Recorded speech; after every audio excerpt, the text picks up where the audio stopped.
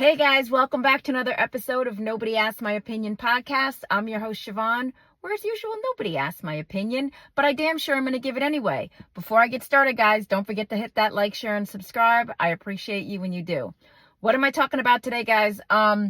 This just broke on page 6, and I'm just like, what the HE double hockey sticks? So, Teresa Giudice, I'm killing her last name, from Real Housewives of New Jersey. And let me start by saying I've always been a fan of this woman. I mean, she has been down and out and back up and has remade herself multiple times. Has apparently just been hit with a tax lien of upwards of $3 million. Now, let me start by saying apparently the tax lien is not on her specific. Well, it's her husband, her second husband, who this guy, her first husband, Juicy Joe, was bad enough. This guy, everybody could see that this guy, she's lost relationships, according, when you watch the show, whatever, lost relationships with her brother and her sister-in-law, and given up a lot to be with this guy who's supposed to be, the love of her life. But you could see that this guy is, from a mile away. Is it just me? Am I the only one who's wait a minute, let's take a step back and pause? Okay, so he got hit with a $2.5 or $2.6 million tax lien, and they had another one from last year that's $150,000 or something like that. So he's closing in on $3 million. She got hit with her own $300,000 tax lien. Teresa, please tell me you had this guy sign a prenup. It's the only thing I can think. When you married him and you made this whole production and everything, and I'm all for it. Again, we hit a certain age and you're trying to kind of not just reinvent yourself, revigor yourself, because your marriage to your first husband was one of family and tradition and everything. And so I get it, girl, I get it. Everybody was hoping and praying that this one was going to be different, even though a lot of people were going, the businessman that this guy is, he just looks like he's, I don't know, what's the word? Shady? Well, I can't believe you're back here. You already, because of your first husband, you did 10 or 11 months in jail because of the crap and the nonsense he did.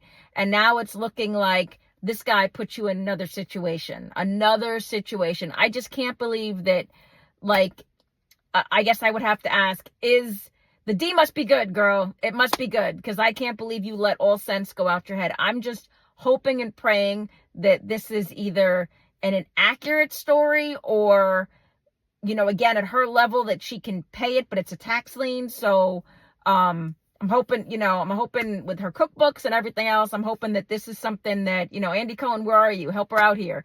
That she can actually walk away from finances intact. There is no good that can come from this. And I'm just I was listening earlier on Instagram to my goddess Bethany Frankel, and she was saying something along the similar vein. I can't believe that we're back in this situation, and a lot of people I feel warned Teresa, but there's no excuse at this point. You could have bought, how many little boy toys you could have had on your arm for $3 million? You didn't have to marry him, girl. You could have stayed with him. You didn't have to marry him. But I get it. You're very traditional. But I can't believe she's back here. I don't know what's going to come of this. But no good comes from, good old Uncle Sam, and Uncle Sam. But I pray she comes out on the other side of that. I've always been a fan of her. She did what she had to do. But your husband should be ashamed of himself. There is no reason that you should be back in this situation yourself. You already know the outcome of what could potentially happen, right? So either way, let me know what you guys think. Can you believe this? Are you just sigh, whatever, I could care less? Do you think her husband obviously put her back in this scenario? Do you think she just has no sense in her head that she's just trusting yet another man to either handle her finances, and she's back here again?